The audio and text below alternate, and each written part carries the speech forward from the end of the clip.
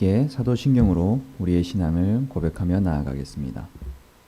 전능하사 천지를 만드신 하나님 아버지를 내가 믿사오며 그 외아들 우리 주 예수 그리스도를 믿사오니 이는 성령으로 잉태하사 동정녀 마리아에게 나시고 본디오 빌라도에게 고난을 받으사 십자가에 못 박혀 죽으시고 장사한 지 사흘 만에 죽은 자 가운데서 다시 살아나시며 하늘에 오르사 전능하신 하나님 우편에 앉아 계시다가 저리로서 산자와 죽은 자를 심판하러 오시리라.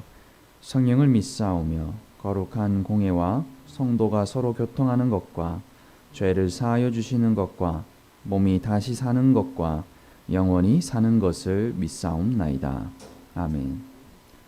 찬송가 383장, 통일찬송가로 433장입니다.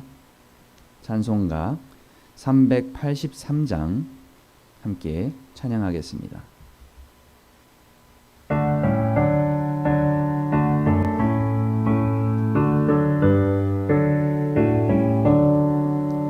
눈을 들어 산을 보니 도움 어디서 오나 천지 지은 주 하나님 나를 도와주시네. 나의 발이 실족 않게 주가 깨어 지키며 택한 백성 항상 지켜 길이 보호하시네. 도우시는 하나님이 내게 그늘 되시니 낮의 해와 밤의 달이 너를 삼지 않겠네. 내게 화를 주지 않고 오늘 보호하시며 너의 출입 지금부터 영영 인도하시리. 아멘. 오늘 우리에게 주시는 하나님의 말씀은 사무엘상 7장 12절에서 17절까지의 말씀입니다. 사무엘상 7장 12절에서 17절까지의 말씀입니다. 제가 가지고 있는 성경으로 418면에 있습니다. 사무엘상 7장 12절에서 17절까지 다 함께 합독하고 마지막은 같이 읽겠습니다. 사무엘이 돌을 취하여 미스바와 센 사이에 세워 이르되 여호와께서 여기까지 우리를 도우셨다 하고 그 이름을 에베네셀이라 하니라.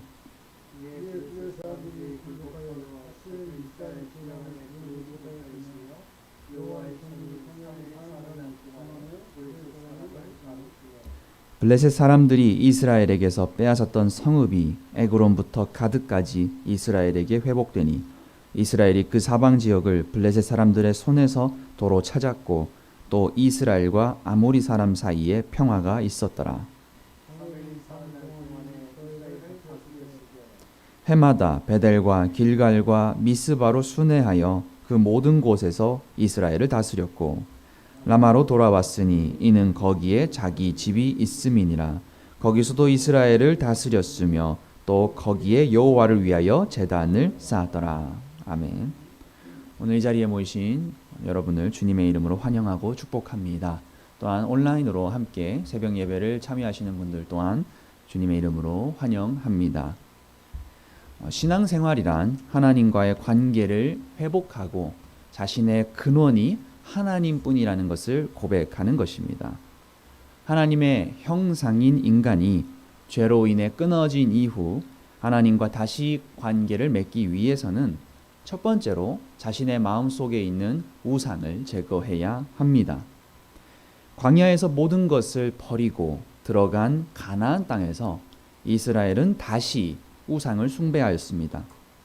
이스라엘은 하나님을 섬기면서 동시에 가나안의 풍요와 축복의 신이었던 바알을 섬겼습니다.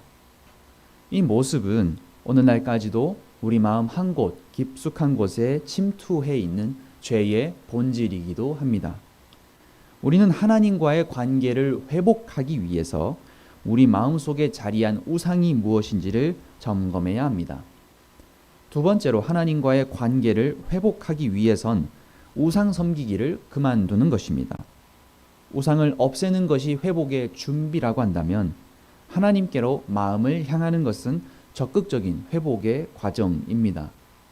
마음의 변화가 없다면 외적인 형식이나 예배만으로 하나님과의 관계를 회복할 수는 없습니다.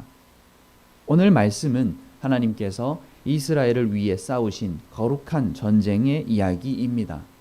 여기서 전쟁의 승패는 군대의 전략이나 숫자가 중요하지 않습니다. 승리의 요소는 오직 하나님이 함께 하셨느냐 아니셨는가입니다. 그러나 하나님께서 무조건 이스라엘을 위해서 싸우신 것은 아닙니다.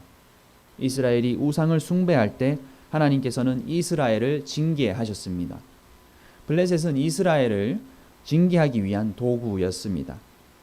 하나님이 없는 전쟁에서 질 수밖에 없음을 깨달은 이스라엘은 사무엘의 인도를 따라 미스바에서 하나님께 죄를 고백하였습니다.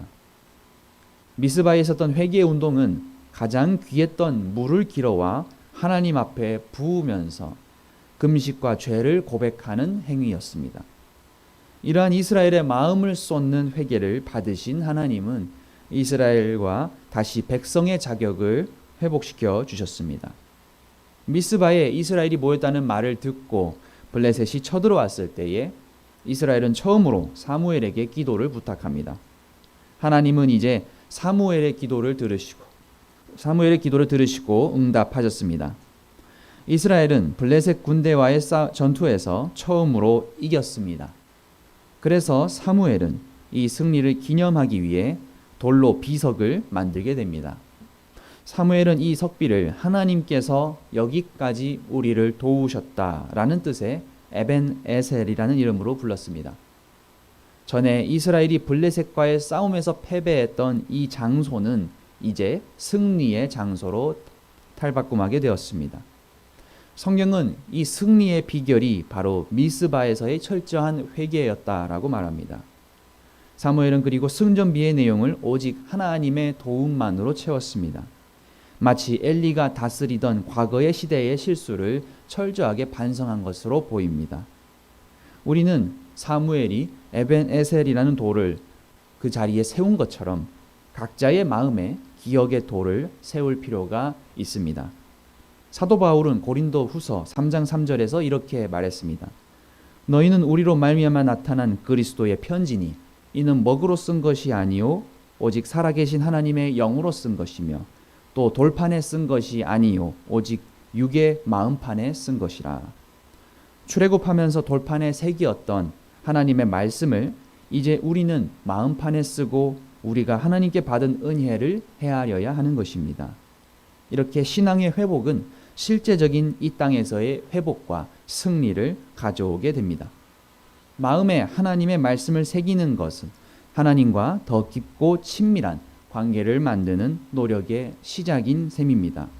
이렇게 사무엘이 마음의 관계를 다시 회복시키려는 행위를 했던 것처럼 이스라엘이 회개한 이후 하나님께서는 이스라엘과 함께 하시게 됩니다. 13절을 말씀을 보면 이렇게 나와 있습니다. 이에 블레셋 사람들이 굴복하여 다시는 이스라엘 지역 안에 들어오지 못하였으며 여호와의 손이 사무엘이 사는 날 동안에 블레셋 사람들을 막으시매. 이제 블레셋은 다시는 이스라엘 지역으로 들어오지 못하였습니다. 앞서 법궤가 블레셋 땅에 있었을 때에 그들을 심판하신 것처럼 하나님의 손은 블레셋 사람들 가운데 있었습니다. 그리고 오늘 이후에 블레셋과의 전투 이후에 주어진 축복을 소개하고 있습니다. 먼저 이제는 하나님께서 이스라엘을 보호하셨습니다.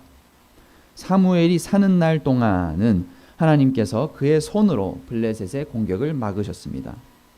두 번째로 영토가 회복되었습니다. 심지어 15절은 하나님께서 법궤를 통하여 굴복시키셨던 성읍들 에그론과 가드도 이스라엘의 영토로 회복되었다라고 말합니다. 마지막으로 이스라엘은 가나안에서 평화를 누리게 되었습니다.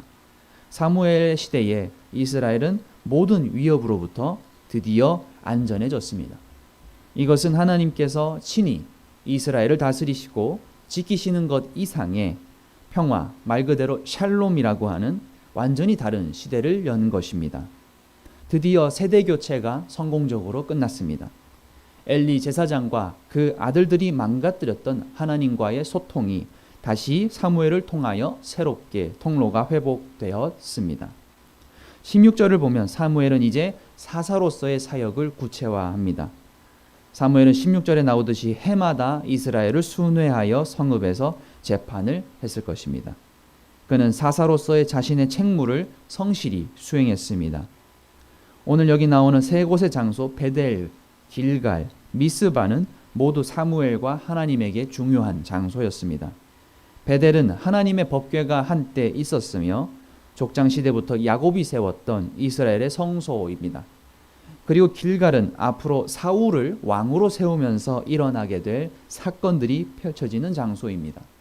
미스바는 사무엘이 제사를 드리고 중보 기도를 하며 사사의 의무를 수행했던 곳입니다.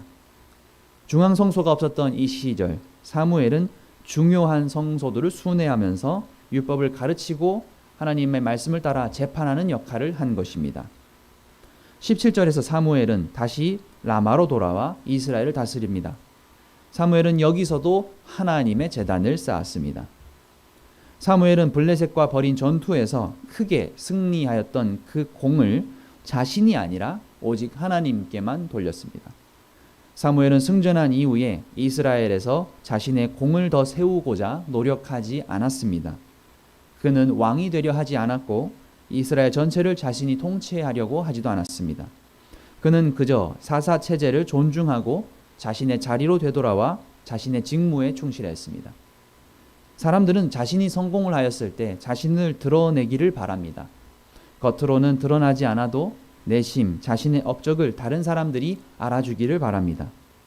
하지만 사무엘은 전통 한가운데서 자신의 자리를 잘 지켰습니다. 어떠한 자리에서건 어떤 일이건 그리스도인은 자신의 자리, 하나님 앞에서 겸손한 모습을 가져야 한다는 교훈을 우리에게 전해주고 있는 것입니다. 하나님과 동행하지 않았던 이스라엘은 늘 전쟁과 재앙을 경험하였습니다. 하지만 하나님의 사람 사무엘의 인도로 그들은 오직 하나님을 의지하는 신앙을 회복하였고 이제 하나님이 주시는 평강과 자유를 누리게 되었습니다. 거기서도 이스라엘을 다스렸고 거기서도 제단을 쌓아 예배했던 사무엘의 모습과 같이 성도가 살아가는 일상의 한 자리 한 자리가 사명지이자 예배의 자리입니다. 오늘 이스라엘 백성처럼 우리는 거룩한 전쟁을 치르고 있습니다. 그러나 그 싸움은 에베소서 6장 12절의 말씀처럼 혈과 육의 싸움이 아닙니다. 우리의 싸움은 보이지 않는 영적 세력들과의 싸움입니다. 우리가 싸우게 되는 전쟁에서 승리하는 방법은 오늘 말씀에 등장한 것처럼 하나님의 임재를 구하는 것입니다. 우리는 사무엘과 같은 마음으로 열정과 섬김의 자세, 겸손의 자세를 가지고 살아야 되겠습니다. 하나님께서는 암흑과 같은 그 사사시대에 사무엘을 준비시켜줬습니다. 그리고 사무엘을 통하여 이스라엘의 회복을 이루셨습니다. 우리는 한 사람의 영적인 지도가 얼마나 중요한 것인가를 깨닫게 됩니다. 우리 또한 사무엘처럼 경건의 능력을 갖추고 무너진 기초를 다시 쌓아가야 되겠습니다. 기도하겠습니다. 거룩하신 하나님 아버지, 참으로 감사를 드립니다. 오늘 사무엘이 하나님과의 회복을 상징하는 제단을 쌓고 그곳을 에벤에셀이라고 불렀습니다. 주님, 그렇게 우리 또한 우리의 마음 한구석에 에벤에셀을 세우게 하여 주시옵소서.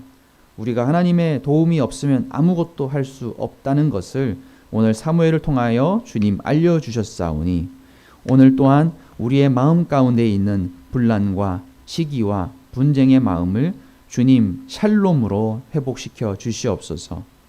사무엘이 자신의 영향력을 내세우지 아니하고 오직 하나님만 드높이며 각 성읍과 이스라엘을 다스린 것과 같이 주님 저희의 마음 또한 하나님 앞에 섰을 때에 마음판에 새기는 주님의 말씀을 따라서 우리 또한 삶 속에서 하나님 아버지 앞에 좌로나 우로 치우치지 아니하고 하나님의 이상을 듣고 실현하게 하여 주시옵소서. 주님, 오늘 이 자리에 모이신 주님의 백성들이 있습니다. 우리가 거룩한 전쟁을 다시 치르기 위해 앞으로 나아가야 할 때 주님께서 동행하여 주셔서 우리 또한 마음 한 곳에서 샬롬의 평화를 얻게 하여 주시옵소서. 이 모든 말씀 우리 주 예수 그리스도의 이름으로 간절히 기도합니다. 아멘. 이 시간 함께 기도하며 나아갈 때에 우리의 마음 한 구석에 하나님의 말씀을 새기며 에베네셀 세우는 귀한 시간이 되었으면 좋겠습니다. 기도하며 나아가겠습니다.